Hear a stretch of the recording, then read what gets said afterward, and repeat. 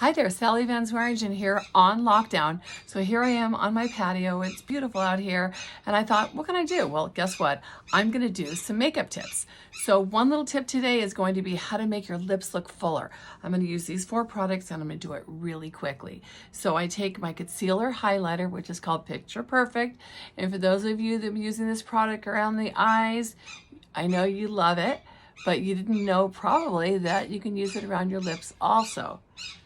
There's the beautiful birds. I love the way they sound. So there's a highlighter all the way around the lips. That's going to lighten up the lips and actually give you a fuller look. Now I'm going to take a neutral pencil.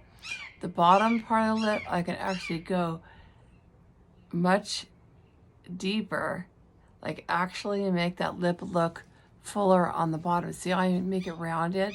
Slightly below the natural lip line, slightly below. The top, I'm going to create a roundness and create about a 20% curve above that top lip. Just very slightly though, not going to get ridiculous with it. Just slightly rounded.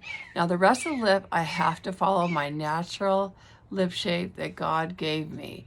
We all have beautiful lips. It's our own natural lip.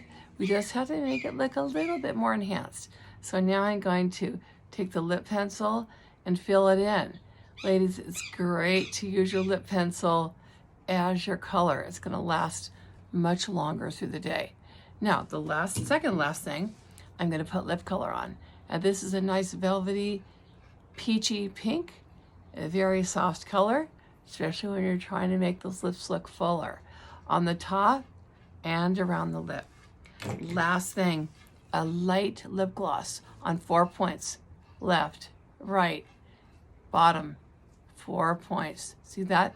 And I'm only applying the gloss in that area, not slathering it all around the entire lip. So that's fuller lips in what, 30 seconds or less? Okay, have a great day on lockdown. Have fun. Bye.